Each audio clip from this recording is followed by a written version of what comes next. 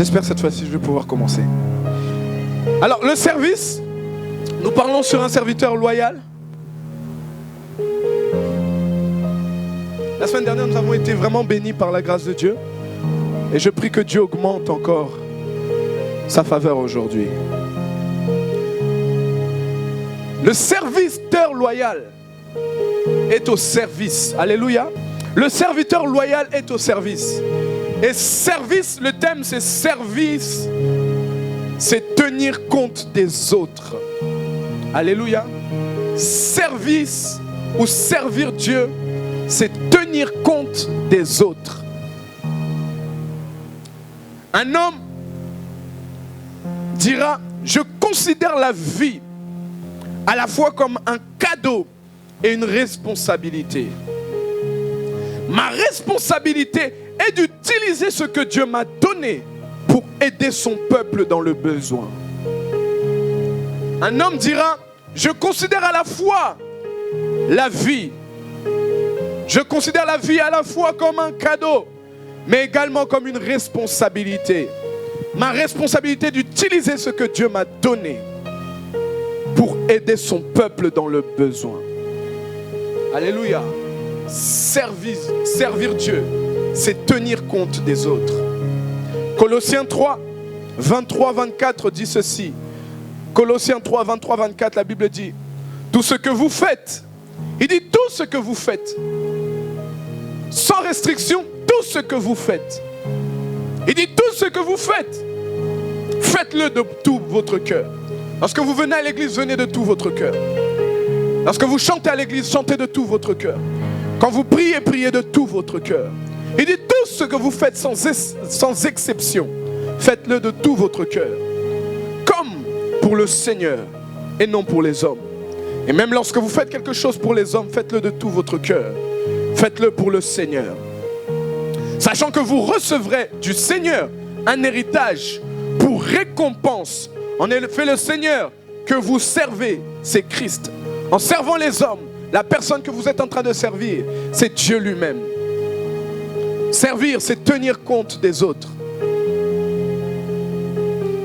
Ce matin, il y a une vérité profonde que j'aimerais que le peuple de Dieu comprenne. Et l'Église grandira dans l'amour et dans le partage. L'Église grandira au travers du service et de l'accompagnement des autres, de l'intégration des nouveaux. Et je pense que le pasteur ou les pasteurs auront moins de travail. Parce que toute l'Église aura compris qu'en réalité, servir ou être chrétien, c'est être au service. Matthieu 22, 37 à 40, la Bible dit, Jésus lui répondit, tu aimeras le Seigneur ton Dieu. J'étais choqué de cette vérité. Il dit, tu aimeras le Seigneur ton Dieu de tout ton cœur, de toute ton âme et de toute ta pensée. C'est là le commandement le plus grand et le plus important. Il dit le commandement le plus grand et le plus important, c'est aimer Dieu de tout son cœur, de toute son âme et de toute sa pensée.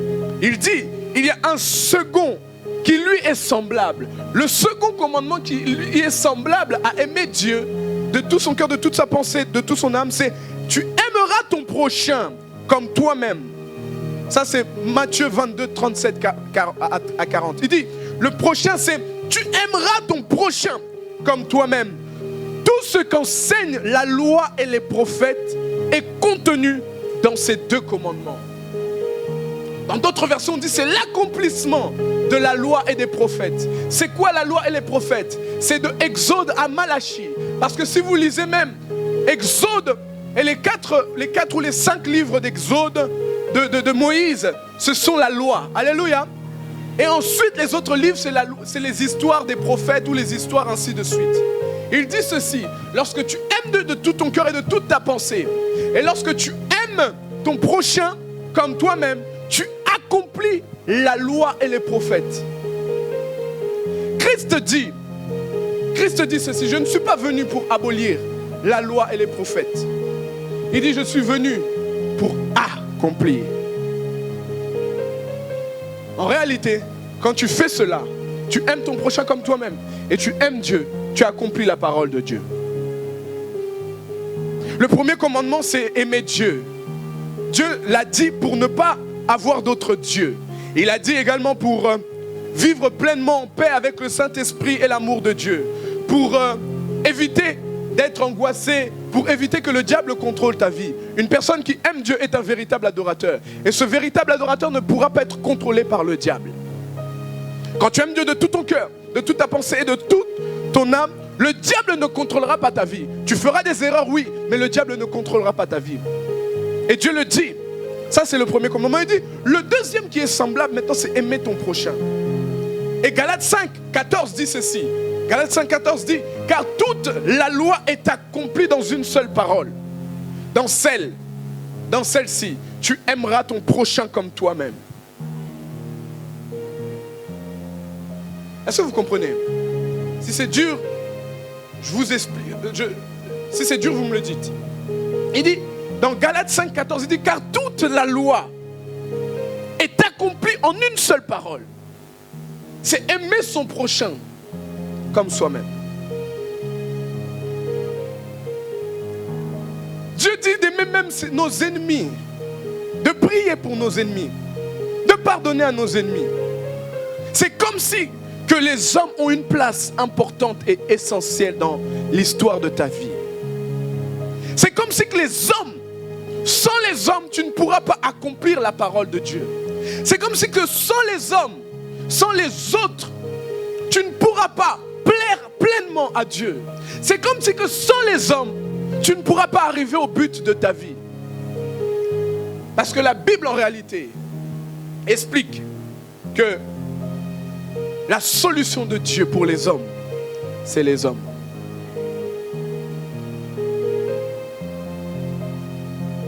Est-ce que vous êtes avec moi? Dis avec moi la solution des hommes. Non, la solution de Dieu pour les hommes, c'est l'homme lui-même. Vous le savez mieux que moi.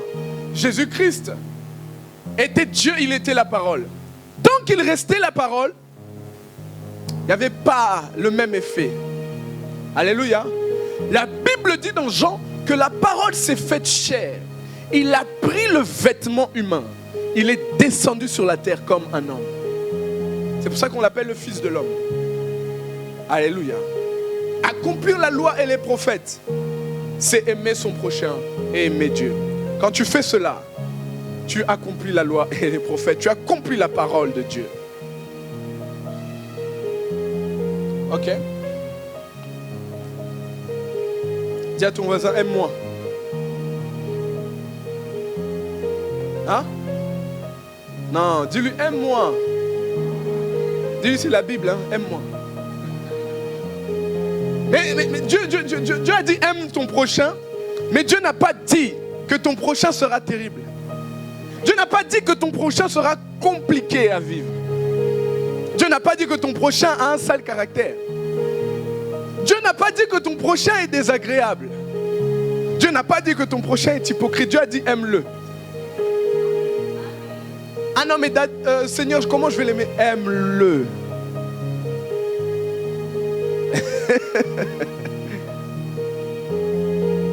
Regardez Matthieu 20, 26, 28. Matthieu 20, 26, 28. La Bible dit ceci. Qu'il n'en soit pas ainsi parmi vous. Au contraire, si quelqu'un veut être grand parmi vous, qu'il soit votre serviteur. Si quelqu'un veut être, d'autres versions disent esclave à tous. Si quelqu'un veut être le premier parmi vous, qu'il soit votre esclave. Car de même le Fils de l'homme n'est pas venu pour se faire servir, mais pour servir et donner. Notre servir et donner sa vie en rançon pour beaucoup. Note ce verset parce que je ne reviendrai pas dessus, mais beaucoup de choses qu'on dira après auront à voir avec ce verset. Note le fait de dire qu'il n'est pas venu pour être servi, mais pour servir. Et il dit qu'il est venu pour servir et donner sa vie en rançon pour beaucoup, pour plusieurs. Là, Jésus nous donne une clé simple pour la vie. Il nous donne une clé simple si nous voulons être grands dans le royaume des cieux et avoir une vie bénie. Si vraiment j'avais le temps par rapport à la prédication, je vous aurais expliqué que vaut mieux être grand dans le royaume des cieux je t'aurais expliqué c'est quoi le royaume des cieux. Et je t'aurais expliqué que vaut mieux être que tu sois grand dans le royaume des cieux, au lieu d'être grand à tes propres yeux, au lieu d'être grand aux yeux des hommes. Parce qu'il y a des gens, au profit, en dépit du royaume des cieux, en dépit du royaume des cieux, ils voudront être grands devant les hommes, se montrer et apparaître devant les hommes. Or, dans le royaume, ils ne sont pas du tout grands. Le royaume est plus important que n'importe quelle chose où tu peux avoir, où tu peux voir. C'est pour ça que Jésus-Christ dit d'abord, cherchez le royaume. Mais je ne veux pas rentrer dans ça. Si nous voulons être grands dans le royaume, Jésus nous donne une clé simple. Il nous donne 2 clés entre guillemets. Il nous dit, il faut servir les autres. Il n'a pas parlé d'une aide ponctuelle quelconque. Il a parlé d'une attitude, une habitude de vie. Servir les autres doit être un style de vie. Servir les autres doit être un style de vie, mes amis. Servir Dieu, c'est servir les autres. Peu importe ce que tu fais. Ah non, moi je mets juste les ventilos à l'église. Oui, tu sers les autres parce qu'ils auront chaud, du coup, ils peuvent avoir des ventilos. J'ai aimé un jour, j'ai vu un homme de Dieu, il était dans une campagne, une grande campagne. Et dans cette grande campagne, c'était en plein air. Et il pleuvait, il commençait à pleuvoir. Son protocole est venu lui mettre un parapluie pour qu'il puisse prêcher. Il dit non, moi je veux faire comme tout le monde.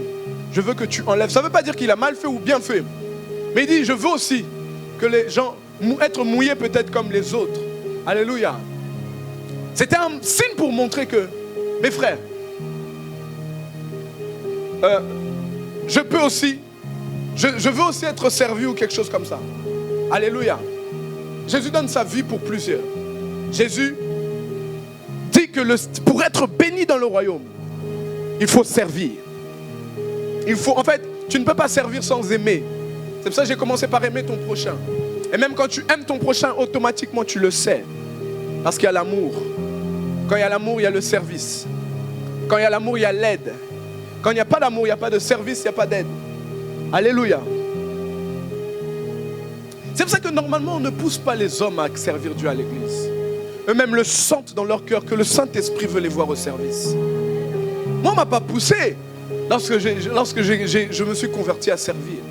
Moi-même, je suis venu, j'ai vu la batterie, j'ai dit, je veux servir Dieu au travers de la batterie.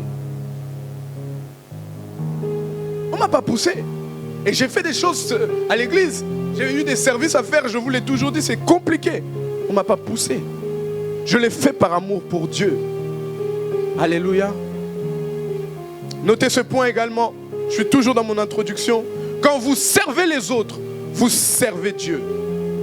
Vous ne le faites pas pour avoir le remerciement des gens, mais vous le faites pour Dieu. Comme on l'a lu tout à l'heure, tout ce que vous le faites, faites-le de tout votre cœur, comme pour Dieu. Chaque fois que vous aidez une personne, Dieu le sait, Dieu le note. Chaque fois que vous accompagnez l'œuvre de Dieu, vous faites des sacrifices pour le Seigneur, Dieu en prend note et en prend compte. Quand tu prends du temps, mon ami, à aller chercher quelqu'un pour le ramener à l'église, quand tu prends du temps à appeler un frère pour l'aider, même s'il est réticent, à venir à Dieu, à servir Dieu, quand tu prends le temps d'écouter, d'accompagner émotionnellement, spirituellement, et même dans la vie, les hommes, quand tu prends le temps de te réveiller tôt pour prier, pour l'œuvre de Dieu ou pour Dieu, quand tu prends même le temps de pouvoir donner des finances pour que l'œuvre de Dieu avance, et tu le répètes, quand tu répètes dans un groupe de louanges, quand tu prends le temps de dormir tard, frères et sœurs, Dieu le note tout ça. Croyez-moi, Dieu le note. Et Dieu ne l'oublie pas. Il n'oublie pas un bienfait. Et je vais vous le prouver aujourd'hui bibliquement. Dieu voit ces choses et note tout cela dans le livre de souvenirs. Lundi, j'étais avec un grand pasteur comme ça, qui m'avait reçu chez lui. Et il me dit cela. Il me dit, nous on a envoyé des hommes, des jeunes serviteurs, super loin. On leur a seulement pris l'appartement en charge et le transport. On leur a dit, débrouillez-vous, vous allez voir, Dieu va agir. Ils disaient, mais comment on va faire? Ils sont allés, ils ont servi Dieu. Et Dieu a agi. Il m'a dit, quand tu sers Dieu, courage. Parce que le temps de difficulté passera tôt ou tard. Et il y aura un temps de réjouissance. Et je prophétise pour quelqu'un qui souffre pour le Seigneur. Le temps de douleur passera. Et il y aura un temps où tu... Ah, Seigneur Dieu de gloire. J'arrive après.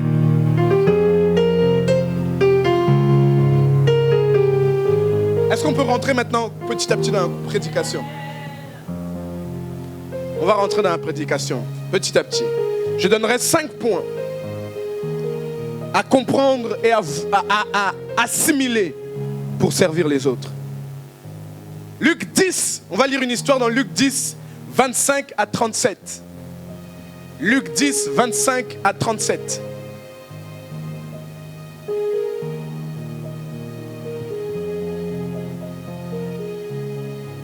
Luc 10, 25 à 37 dit ceci. Un enseignant de la loi se leva et posa une question à Jésus pour lui tendre un piège.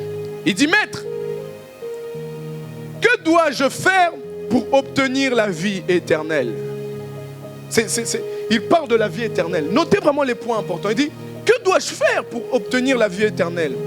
Jésus lui répondit, qu'est-ce qu'il est écrit dans la loi? Comment le comprends-tu?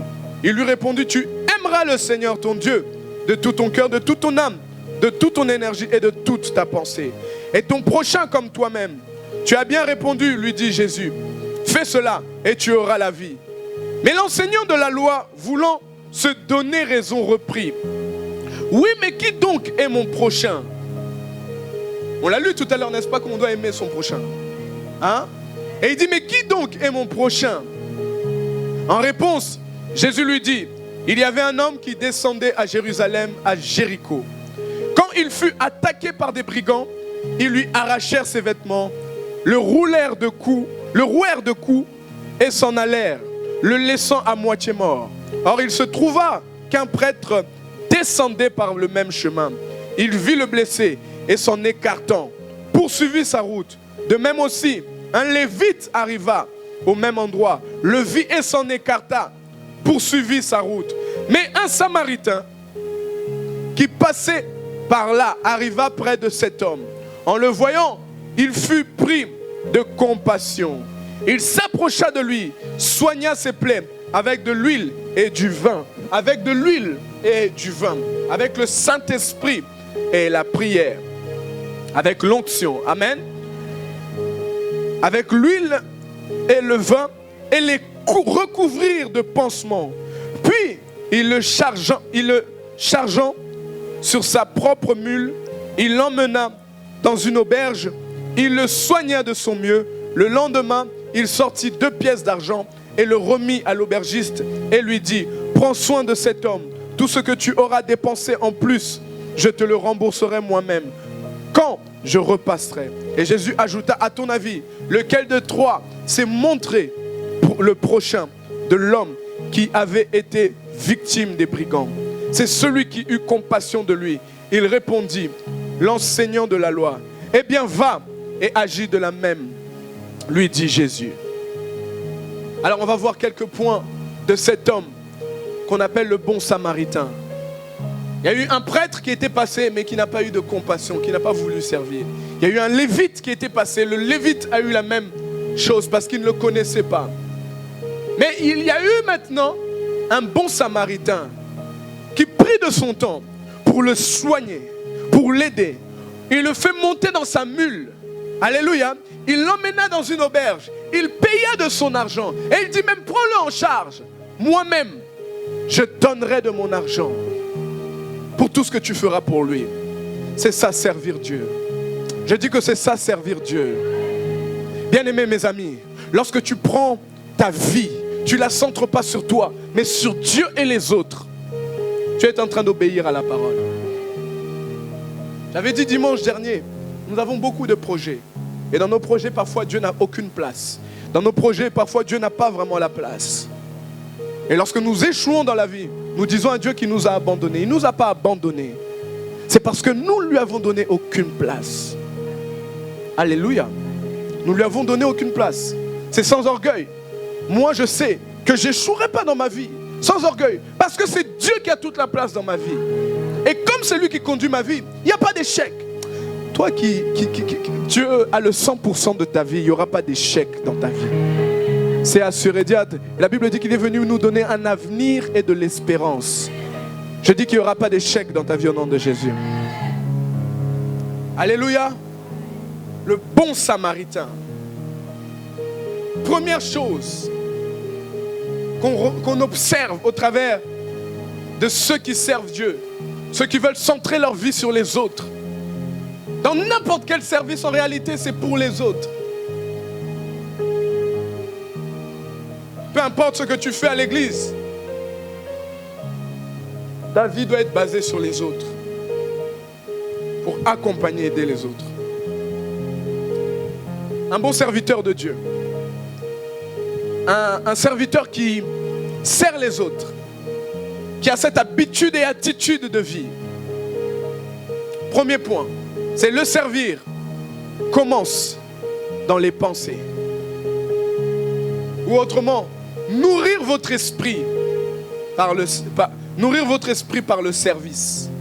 La pensée de servir. La pensée du service. Dieu n'a jamais voulu que les chrétiens siègent ou chauffent le banc à l'église, qu'ils viennent dire amen, louer, adorer et rentrer chez eux. Ou qu'on leur impose les mains et c'est fini. Dieu a toujours voulu que quelqu'un commençait peut-être là-bas au fond, mais a pu monter jusqu'à être au premier rang et à devenir une bénédiction pour plusieurs. C'est le projet et le besoin que Dieu a. Chaque personne doit se nourrir de bonnes pensées. Jésus le dit dans Jean 4, 34, il dit, ma nourriture est de faire la volonté. Il dit de pratiquer, de servir, de faire la volonté de celui qui m'a envoyé sur la terre et d'accomplir son œuvre. Mon ami, tu as été envoyé sur la terre. Ta nourriture doit être de faire sa volonté. Jésus, dans sa vie, il se nourrissait de la pensée du service. Si vous voulez servir et devenir une bénédiction pour votre prochain, comme l'a été le bon samaritain, vous devez sortir de vos habitudes et de vos conforts. Vous devez vous armer de la pensée, du service. Quand vous vous dites que le service c'est trop dur, quand vous vous dites que servir c'est trop dur, et vous restez dans cet état d'esprit, vous ne vous préparez pas vraiment. Cela vous demandera même de vous lever tôt parfois, de rentrer tard chez vous. Ça vous demandera après le travail, de laisser du temps aux autres, de donner du temps aux autres. Ça vous demandera d'arrêter quelques heures, quelques journées, même parfois des nuits où tu dois travailler pour une personne, pour écouter un malade, pour prier pour un malade, pour accompagner ou aider quelqu'un. Mais dans toutes ces choses, Dieu au ciel le note. Peut-être que dans la vie courante comme ça, tu ne vois rien. Mais Dieu au ciel n'oublie pas un bienfait. Je l'ai dit que soit tu en bénéficies sur terre, soit tu vas en bénéficier sur terre, soit tu en bénéficieras plus tard. Comme il y a beaucoup de choses à dire, je passe. Utilisez votre esprit pour penser comme un serviteur. Moi, je ne peux pas, toute la journée, je pense au service et je prie pour le service. Je suis en langue. Madabra de gauche. Je marche Andarababos. Et si le diable veut me mettre une mauvaise pensée, je le chasse au nom de Jésus. Ensuite, je dis Nabrada. En fait, c'est un défi dans mon esprit. Alléluia.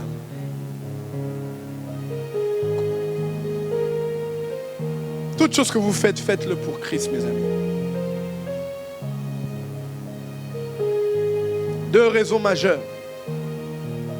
Deux grandes vérités pour l'esprit du serviteur. Il y a deux grandes vérités pour l'esprit du serviteur. Il y a deux grandes vérités. Nous sommes toujours dans être armés de la pensée du service. Penser service, penser servir, penser comment aider les autres, chercher des solutions, comment accompagner, comment améliorer ma manière de servir Dieu. Je parlais avec une servante, je lui ai demandé, mais qu'est-ce que tu fais à l'église? Elle m'a dit, moi je fais plusieurs choses. Et servir Dieu, c'est tous les jours qu'on le sert. C'est tous les jours qu'on le sert. Hein? Tu sers Dieu que le dimanche. Élargis encore ton système de pensée. Je dis élargis encore ton système de pensée à le servir maintenant le lundi, mardi, mercredi, jeudi. Alléluia. De grandes vérités à noter. Pourquoi il faut s'armer de la pensée du service? Parce que le corps ne va jamais où l'esprit n'est pas allé. Avant de venir à l'église, ton esprit est venu à l'église. Ton esprit a dit je vais à l'église. Et dans ton esprit, tu as vu peut-être l'église. Alléluia. Avant de t'habiller, ton esprit voit déjà comment tu vas t'habiller. N'est-ce pas qu'avant que le vêtement soit sur ton corps, tu vois déjà à peu près. Après tu l'essaies et tu te regardes, n'est-ce pas? Le corps ne va jamais où l'esprit n'est pas allé. Et si ton esprit n'est pas dans le service, tu ne serviras pas bien. Arme ta pensée du service. Bien-aimé, il y a des systèmes de pensée où le diable est rentré et a siégé. Le diable a pris place. Or, nous sommes créés pour servir Dieu. Nous sommes nés pour ça. Si ton esprit n'a pas connu ou réfléchi à l'importance du service, le diable prend place et te montre que ce n'est pas important. Comme je dis toujours, le travail est rémunéré par l'argent qu'on reçoit à la fin du mois. Amen. Mais le travail de Dieu est rémunéré par le ciel dans plusieurs sortes de choses. Oh my God. Si vous pouviez lire et voir les témoignages de tous ceux qui l'ont servi et voir combien ils sont bénis parce qu'ils ont servi Dieu, parce qu'ils sont des sources de bénédiction pour plusieurs. Il y en a qui vont être jaloux. Ah mais non, comment ça se fait? Cette personne, si ça. Mais pendant que cette personne se sacrifiait, souffre pour Dieu, il est armé de la pensée de souffrir. Il est armé de servir Dieu. Et un jour, Dieu pense à lui et lui fait du bien. Deuxième pensée, petit b, dans deux grandes vérités pour le service. Le premier, c'est penser comme le deuxième, c'est penser comme un serviteur. Donne la force dont le serviteur aura besoin. Quand tu penses comme un serviteur, tu auras la force dont tu as besoin. Penser comme un serviteur, c'est servir dans tous les cas. C'est je servirai Dieu. C'est je veux servir Dieu. Peu importe la volonté du diable, rien ne peut m'empêcher de servir Dieu. Rien ne peut m'éloigner du service du Seigneur. Vous pouvez vous asseoir, hein? Ok, c'est votre problème. Alléluia. Penser comme un serviteur te donnera la force dont tu as besoin pour le service. Pour plusieurs raisons. Pour être satisfait et satisfaire son maître. Parce que lorsqu'on rend service, c'est pour satisfaire un maître. C'est pour être satisfait nous-mêmes. Pour ne pas se comparer aux autres. Parce que le diable va envoyer l'esprit de comparaison lorsque tu sers. Pour que le diable ne prenne pas place et ne prenne pas accès. Mes amis, commence à servir Dieu par les pensées. Commence à penser comment améliorer. Commence à chercher des solutions, à demander à Dieu la connaissance, la sagesse et l'intelligence pour mieux le servir. Commence à demander à Dieu qu'est-ce qu'il aimerait que tu fasses pour lui. Et lorsque Dieu te demande, Dieu te le dit, essaie d'appliquer. Je sais qu'il y en a qui vont venir nous donner des idées de ministère. Je sens d'accompagner l'église avec le ministère d'elle. Je sens d'accompagner l'église avec un ministère des hommes. Je sens d'accompagner l'église avec un ministère d'elle. Et Dieu va s'élever. Bien aimé, peut-être ça va mal commencer parce qu'il y a toujours des faibles commencements. Ça commencera faible, mais ça prendra forme tôt ou tard. Parce que lorsqu'on demande à Dieu la connaissance et la sagesse, Dieu se plaît à cela. Alléluia. Martin Luther King dira, il nous a encouragés à considérer tout ce que Dieu nous transmet comme notre contribution et notre appel. Alléluia. Martin Luther King Jr. nous a encouragés à considérer tout ce que Dieu nous transmet. Il dit ceci: si un homme est appelé à être un balayeur de rue, il devrait balayer les rues comme l'archange Michael. Et peindre comme ou comme Beethoven qui composait sa musique. Comme Shakespeare avec ses écrits poétiques. Il devrait balayer la rue, si bien que tous les hôtes de ces lieux, toutes ces personnes qui vont passer ou toutes ces personnes qui vont voir, s'arrêtent pour dire, ici, il y avait un grand balayeur de rue. Alléluia. Il dit que même si tu dois être un balayeur de rue, que tu le fasses tellement bien que les gens s'arrêtent et disent non. Mes amis, armez-vous de la pensée du service. Armez-vous la pensée de bien servir. Faites tomber les restrictions des faux raisonnements que le diable vous met. Parce que ce sont des faux raisonnements. Le temps que tu perds aujourd'hui, tu ne le gagneras plus. Le temps passe. Alléluia.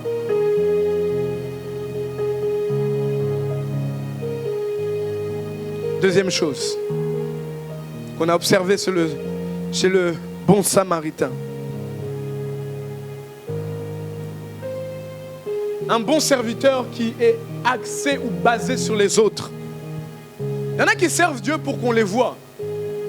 Mais ils ne servent pas avec des bonnes valeurs. Ils ne servent pas vraiment avec le cœur qu'il faut. Tôt ou tard, Dieu le rattrapera. Mais on a de ceux qui servent Dieu pour les autres. Pour Dieu.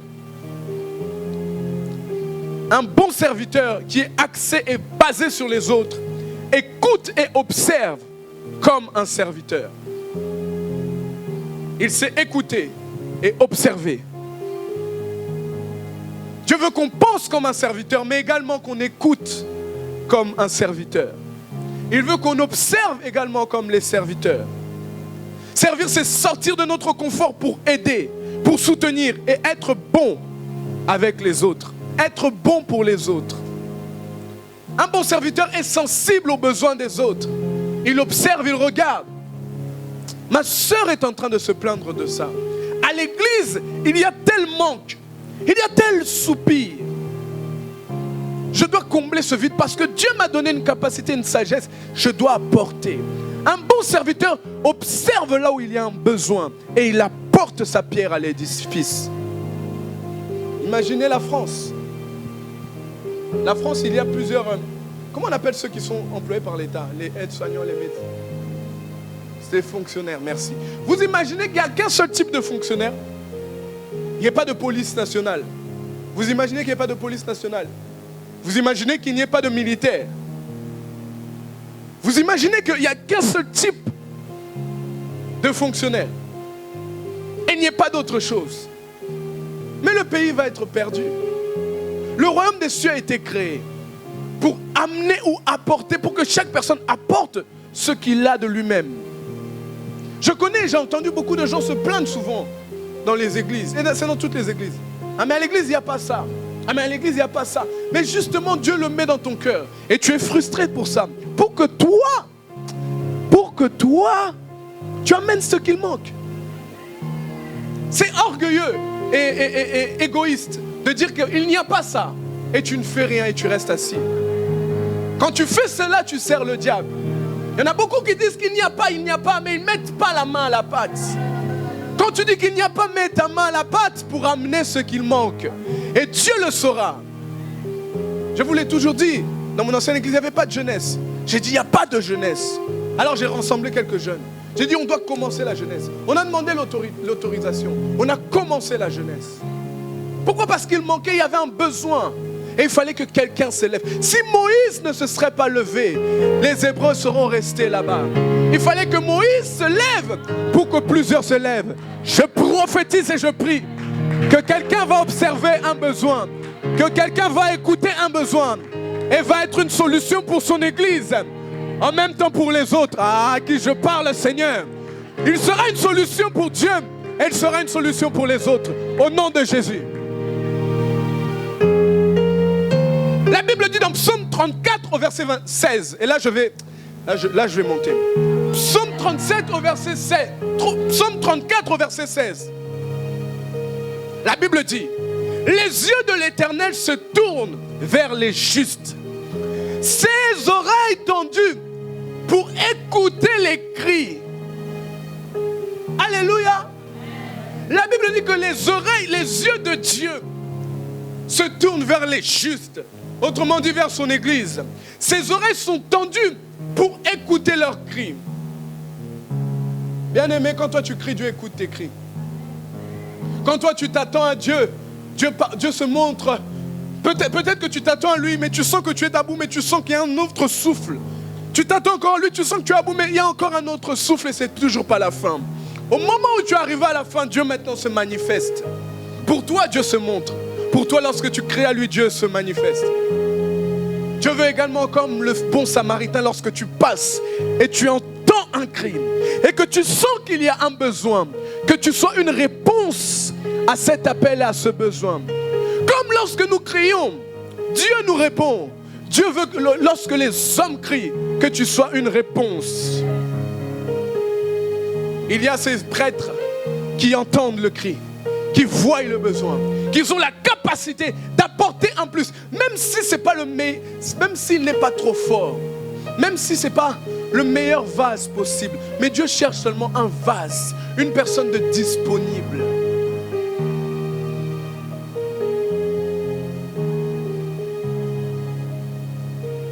Alléluia. Un serviteur de Dieu observe le besoin et prie pour trouver la solution. Observe le besoin et prie pour donner une réponse à ce besoin. Il observe, il voit quand ça ne va pas.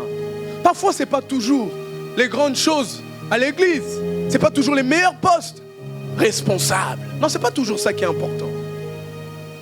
La première chose, c'est d'accompagner, d'apporter. Avant, bien aimé, on n'avait pas de protocole, on n'avait pas de navette. J'ai fait une conférence, on n'avait pas de navette. Il n'y avait pas de navette. J'ai fait une conférence, il n'y avait pas de navette. Moi-même, je faisais la navette avant de prêcher. Je vais aller faire la navette, chercher les gens, ainsi de suite. Il n'y avait pas de navette, c'était compliqué. Aujourd'hui, je ne sais même pas comment ça se passe, la navette. Par la grâce de Dieu, en plus, Pyrine n'était pas encore à l'église. J'ai dit à Pyrine, aide-nous, s'il te plaît. Va chercher les gens à la gare. Elle a vu le besoin, elle a répondu au besoin. Arrêtez d'être réticents lorsqu'on vous demande de servir Dieu. Vous pensez être spirituel et glorifier Dieu. Arrêtez d'être réticents lorsqu'on vous dit fais ça pour Dieu et tu penses que lorsque Dieu a besoin de toi, mais toi tu fais le dur. Ah Seigneur. La Bible dit si personne peut me louer, il suscitera même quoi? Des pierres pour le louer. Je ne voudrais pas que des pierres louent Dieu à ma place. Moi j'existe et les pierres vont le louer.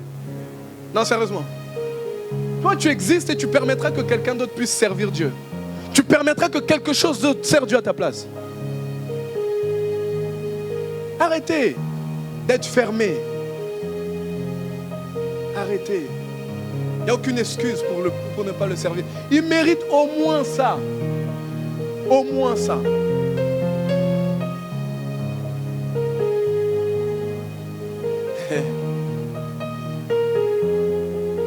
Dieu observe le juste et il entend les cris.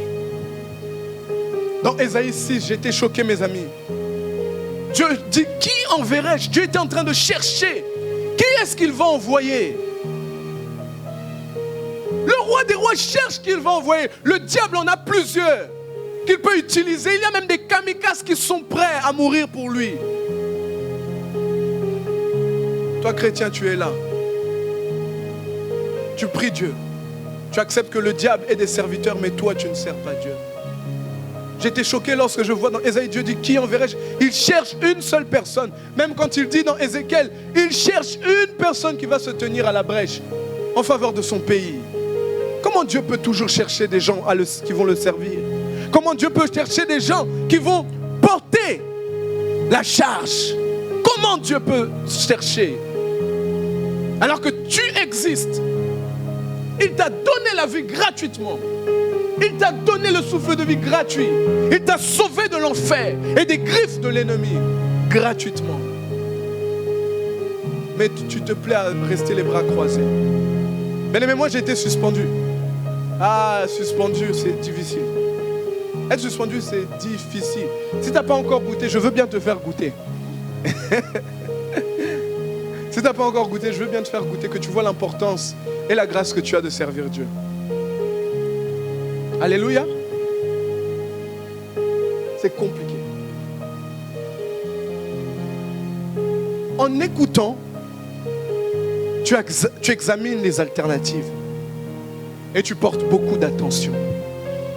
En observant, bien-aimé, parfois c'est pas crier avec la bouche, mais dans le spirituel, tu entends une voix, tu sens que les choses doivent changer. Tu dois faire changer les choses. Tu dois porter quelque chose que personne d'autre amènera. Personne d'autre amènera cette solution, mais toi seul.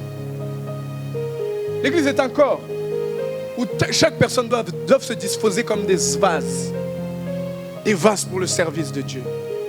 Regarde ce que dit Éphésiens 6 au verset 6 à 8. La Bible dit ceci. 6 à 8. Éphésiens 6 à 8. La Bible dit, non pas seulement sous leurs yeux, comme il s'agissait de plaire à des humains, mais comme des esclaves du Christ, qui font de toutes leurs âmes la volonté de Dieu. Servez-le de bon gré. Servez-le de bon gré, comme des esclaves du Seigneur, et non comme ceux qui sont des humains. Sachant que chacun, esclave ou libre, recueillera du Seigneur le bien qu'il aura lui-même fait. Oh, Dieu n'oubliera pas tes bienfaits. Dieu n'oubliera pas tes bienfaits. Je dis que Dieu n'oubliera pas tes bienfaits. À chaque fois que tu observes et tu te sacrifies, tu te plies en quatre pour servir Dieu. Dieu n'oubliera pas tes bienfaits. Ne te plains pas, continue à servir. Tôt ou tard, le maître de la moisson sera récompensé. Une personne qui le sert. Alléluia. Alors je vais continuer. La troisième chose.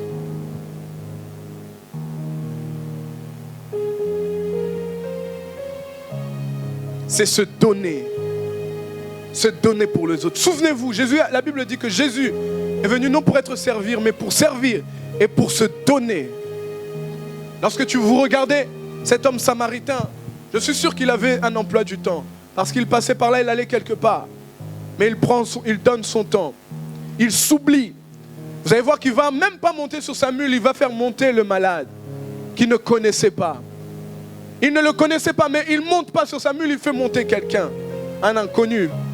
Il faut aimer les gens pour faire ça. Toi, tu vas marcher à pied, mais lui, il va monter sur entre guillemets, le cheval, on va dire. Lui, il va monter, mais toi, tu marches, tu ne le connais pas.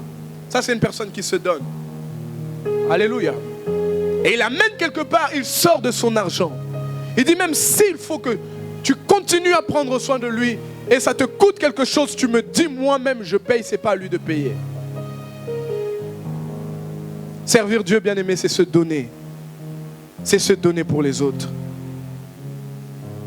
C'est se donner. Regardez ce que Matthieu 25, 37 à 46 dit. Alors les justes lui demanderont, mais Seigneur, quand avons-nous vu avoir faim et t'avons-nous donné à manger? Ou avoir soif et t'avons-nous donné à boire? Ou quand avons-nous vu étranger et ne t'avons pas accueilli? Ou nu et nous t'avons pas vêtu? Ou malade ou prisonnier et nous ne te rendons pas visite? Et le roi leur répondra, vraiment je vous l'assure, chaque fois que vous avez fait cela à l'un de ces plus petits de mes frères, c'est à moi que vous avez fait. Puis il se tourna vers ceux qui seront à gauche. Il dit, retirez-vous de loin de moi, vous que Dieu a maudit, et allez dans le feu éternel, préparé pour le diable et ses anges. Car j'ai eu faim, et vous ne m'avez rien donné à manger. J'ai eu soif, et vous ne m'avez rien donné à boire.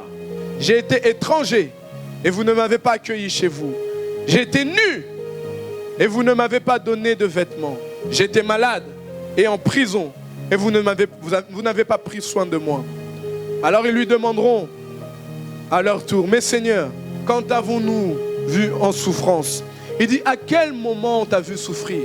Il dit, à quel moment on a vu que tu allais mal et on t'a pas aidé? Et tu verras qu'il dit à chaque fois qu'il y a eu quelqu'un qui a eu le besoin et tu n'as pas été là, c'était à moi que tu le faisais.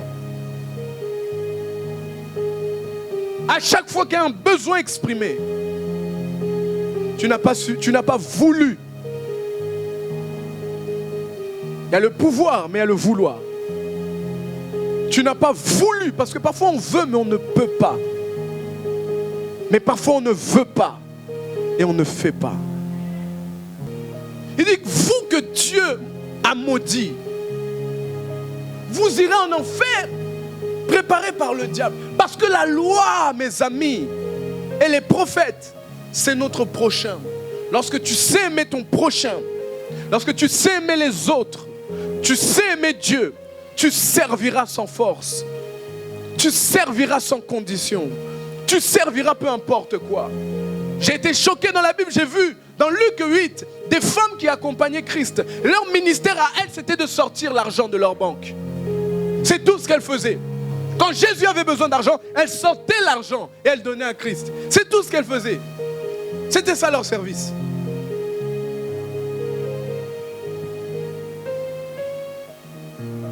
Alléluia. Je suis d'accord. Oh non, moi je ne donne pas l'offrande, d'accord. Mets la main à la pâte. Tu ne donnes pas l'offrande, bon, c'est toi et Dieu. Mets la main à la pâte. Mettons la main à la pâte, les amis. Observe l'église, regarde. Regarde son œuvre. Observe, regarde et donne-toi. Parce qu'il y a une charge qu'on doit porter ensemble. C'est Dieu qui le veut. Ah non, mais je ne suis pas capable, d'accord, mais sois disponible. Quand tu es disponible et disposé, comme Ésaïe dit, moi je veux bien, mais ma langue dans Ésaïe 6, il dit, mais on va lire Ésaïe 6. Ésaïe 6, je vais lire. La Bible dit, l'année de la mort du roi Osias, je vis le Seigneur assis sur un trône très élevé. Le bas de son vêtement remplissait le temple. Des séraphins se tenaient au-dessus de lui. Il avait chacun 6 ailes. 2 dont il se couvrait la face, 2 dont il se couvrait les jambes, et 2 dont il se couvrait il se servait pour voler. Il s'appelait l'un, l'autre, et disait, Saint, Saint, Saint est le Seigneur des armées. Toute la terre est remplie de sa gloire. Les soubassements de ses ailes frémissaient à la voix de celui qui appelait, et la maison se remplit de fumée. Alors je dis, quel malheur pour moi, je suis perdu, car je suis un homme aux lèvres impures. C'est un homme aux lèvres impures, c'est un homme incapable, c'est un homme limité. Il dit, j'habite au milieu d'un peuple aux lèvres impures, et mes yeux ont vu le roi, le Seigneur des armées. Mais l'un de ses séraphins vola vers moi, tenant à la main une braise qu'il avait pris à l'autel. Avec des pincettes, il toucha ma bouche et dit, ceci a touché tes lèvres. Ta faute est enlevée, ton péché est expié. Il dit dans le verset 8, j'ai entendu le Seigneur qui disait, qui enverrai-je? Puis, qui ira pour nous? Je répondis, je suis là, envoie-moi. Il n'était, bien aimé, c'était pas l'homme le plus parfait. Alléluia. Mais il se rendit, il se disposa. Il dit à Dieu, envoie-moi. Alléluia. Il dit à Dieu, envoie-moi. Dieu dit, qui enverrai-je pour nous? Oh, j'imagine si Jésus aurait refusé. Jésus aurait dit, non, moi je suis bien au trône. Hey, moi je vais aller au ciel, pourquoi? Pour la couronne d'épines, surtout pour ces hommes-là. Pour ces hommes-là qui ne sont pas reconnaissants. Vous imaginez, Jésus aurait dit, non, non, non, non, non, non. Père, moi je reste assis ici. Que l'église Christ est vainqueur, c'est tous les gens là qui se débrouillent. Hein? Non, là tu n'imagines pas. Hein? Dieu est amour. Hein? Dieu est amour. Hein? C'est souvent ce qu'on utilise, on dit Dieu est amour. Dieu dit à Isaïe, qui enverrai-je? Qui va se donner? Qui va donner sa vie pour les autres? Qui va donner sa vie? C'est pour ça, lorsqu'on rentre au service, normalement, on met l'huile sur la tête.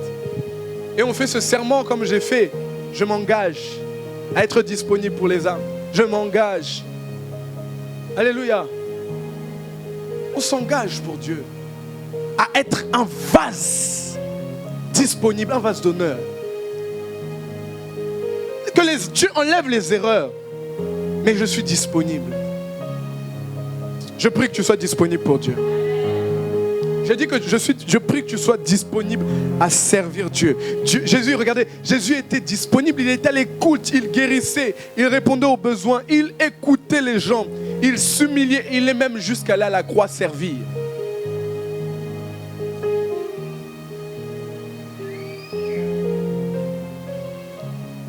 Quatrième chose, ton service doit ressembler de plus en plus à celle de Christ.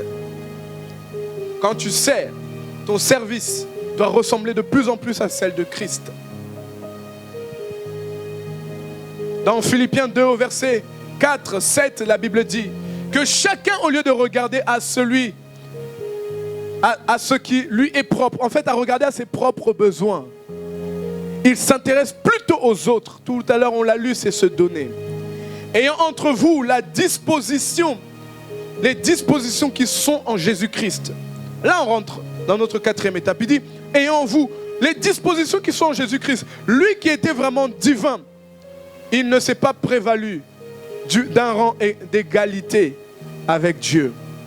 Mais il s'est vidé de lui-même en faisant vraiment esclave, en devenant semblable aux humains, reconnu son aspect comme un humain.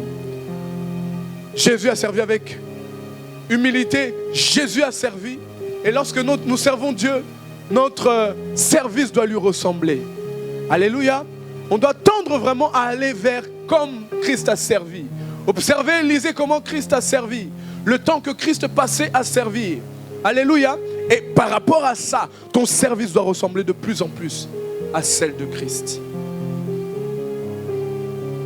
Vous devez dans vos journées laisser du temps pour servir les autres.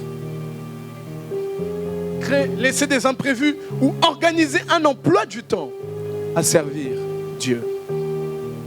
Si on sert Dieu 7 heures dans une journée, si on sert le monde ou un patron 7 heures pour l'argent, trouvons du temps pour servir Dieu le soir. Organisez des programmes où vous allez servir les autres, où vous allez appeler les frères, où vous allez prendre des nouvelles, où vous allez fortifier. S'il y avait cette organisation, mes amis, on serait tous très forts et très bien équipés. Alléluia. Dis à ton voisin, ton service doit ressembler à Christ. Dieu m'a dit, tous ceux qui souffrent aujourd'hui pour lui, riront demain avec lui. Tous ceux qui souffrent aujourd'hui pour le service, pour ressembler à Christ dans son service, tu riras demain avec lui. Mais tous ceux qui rient aujourd'hui sans souffrir pour Christ, souffriront demain sans lui. Parce que Dieu n'est redevable envers personne et il est un Dieu juste. Il donne à celui qui... Il fait récolter à celui qui sème et qui sème bien. Mes amis, Jésus explique que le service est honorable et obligatoire pour celui qui se dit disciple. Le service est honorable et obligatoire pour celui qui se dit disciple. Tu dois servir avec...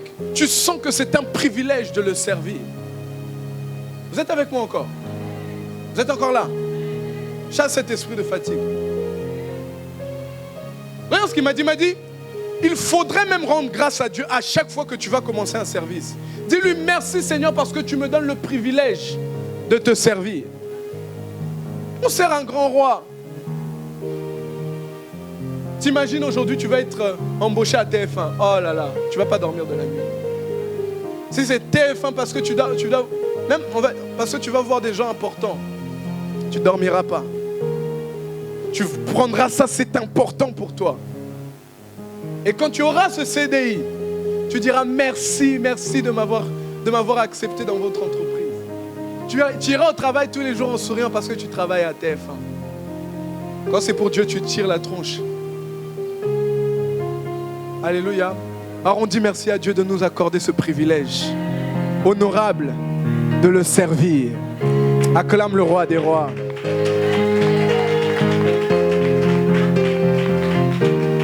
Vous savez qu'il y aura une haie d'honneur lorsque tu arriveras devant les anges. Les anges, l'archange Michael, l'archange Gabriel, les anges vont t'acclamer. Bravo, bravo, serviteur de Christ, bravo. Alléluia. Il y aura une haie quand tu vas passer là. C'est plus que les TF1. Parce que toi, tu t'attaches à ce que tu vois. C'est plus que les TF1, tout ce que tu peux servir. Il y a un peu longtemps, j'avais un jour un rendez-vous avec à la FFF, Fédération Française de Football. Il faut voir comment je suis allé. Mon meilleur costume. J'ai mis mon meilleur costume. 1 heure en avant, j'étais là, j'étais en train de snapper. Devant, j'attendais. Alléluia. Et Dieu m'a rappelé ce moment. Il m'a dit, c'est comme ça qu'on doit le servir. On doit être excité dans son esprit à le servir. On doit être joyeux et lui rendre grâce parce qu'on a le privilège de le servir. On doit se sentir honoré que Dieu nous ait choisis pour le servir. Malgré les responsabilités, malgré les attaques de l'ennemi, on doit se sentir privilégié. Et j'aime plus que jamais mon service que je rends à Dieu. J'aime servir Dieu. Alléluia. Peut-être il faut aimer servir Dieu. Il faut aimer cela. Le service de Dieu. Jésus dit, il se nourrissait. Il se nourrit. C'est ça sa nourriture. Ça le rassasiait. Ça le rendait, ça le comblait. Le fait de servir le Père, il était joyeux. Normalement, quand tu t'assois et tu ne fais rien, tu dois être dérangé dans ton esprit. Tu dois demander au Saint-Esprit, Saint-Esprit, qu'est-ce que je peux faire? Toujours dans l'ordre. Hein? C'est pas tu viens, tu prends le micro, tu commences à chanter alors que tu n'es pas chantre. Toujours dans l'ordre.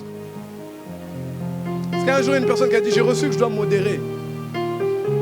Elle m'a dit, j'ai reçu que je dois modérer. J'ai dit, ah bon, bah tu vas attendre. Alléluia. Quand tu me dis que tu veux, que tu as reçu que tu dois prêcher ou modérer, ça c'est faux. Ça c'est parce que tu veux. Même si tu reçois, tu le sens dans ton cœur. Alors, il faut commencer petit à petit. Il faut commencer d'abord en étant déjà loyal et en prêchant, en aidant un frère qui est en train d'aller un peu à côté. Prêche-le d'abord, prêche-le. Pourquoi tu ne le prêches pas? Ah non, j'ai reçu que je dois prêcher. Va dehors. Il y a des âmes, tu dois les prêcher. Prêche-les, amène-les à l'église. Ah non, j'ai reçu que je dois prêcher. Prends ton temps d'écouter et d'enseigner. Et là, tu es un prédicateur. Parce que le prédicateur a l'art de l'écoute. Le prédicateur a l'art d'observer. Et il apporte une solution au travers de sa prédication. Les frères au milieu de toi n'ont jamais entendu un bon conseil de ta part. Même un verset biblique, tu ne donnes pas et tu veux nous prêcher à la chair. Oh Jésus, que Dieu te délivre de cet esprit mensongère. Mais dans cette église, c'est rare ceux qui veulent la chair. Ça c'est bien, non franchement ça c'est bien. Ça tu peux acclamer Dieu. Ça c'est bien. Franchement les gens ici fuient même. Ça c'est bien, non franchement ça c'est juste ça qui est bien. Fuir la chair. Mais on doit voir ça comme un privilège quand même. Alléluia. C'est un privilège de servir un grand roi qui a donné son sang, qui a donné sa vie, qui s'est humilié pour nous. Alléluia. Il y a tellement de choses à faire. Le service ne manque pas de besoins. Il y a tellement de choses à faire. Même si tu ne sais pas quoi faire, et tu sens dans ton cœur que tu veux faire, viens me demander. Je te dirai, parle-moi de toi. J'observerai les qualités que tu as. Et je te dirai, fais telle chose. Alléluia. On a tellement de personnes intelligentes, sages et qui connaissent beaucoup de choses dans l'église. Si vous rentriez au service, franchement, on sera béni. On sera vraiment béni. Mais avec les valeurs, parce que quand on sert, on doit servir avec les valeurs. C'est très important. 5e et dernière chose. Chaque serviteur, chaque personne qui aime servir et qui base leur vie sur les autres, doit désirer servir un plus grand nombre, comme Jésus. Jésus n'était pas venu pour servir une seule personne ou deux. Dans les projets, dans les quêtes de ta vie, sans être trop pressé, sans être dans la compétition, en ton temps, dans tes soupirs, tu dois chercher à servir un plus grand nombre. Au pasteur principal, tu dois chercher à avoir une plus grande église. Pasteur assistant, tu dois chercher à ce que les gens, que dans le service qu'on t'a confié, les gens augmentent et soient mieux en mieux.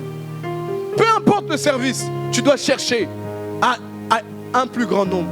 Parce que Christ l'a dit. Christ a dit dans Jean 14, verset 12. Amen, amen, je vous le dis. Celui qui met sa foi en moi fera lui aussi les œuvres que je fais. il en fera même de plus grandes encore. Servir Dieu, c'est chercher une multitude. Ça doit être une quête de notre vie. Alléluia. Christ veut que ce qu'on rend comme service aujourd'hui à 2 personnes, demain on puisse se rendre à 4 personnes. Et même lorsqu'on sera fidèle envers ces 2 personnes, Dieu enverra 4 personnes. Quand on sera fidèle avec les 4, Dieu en enverra 6 et ainsi de suite. Oh, je prophétise et je prie. Le service que tu vas lui rendre avec excellence, Dieu va ajouter et ajouter encore.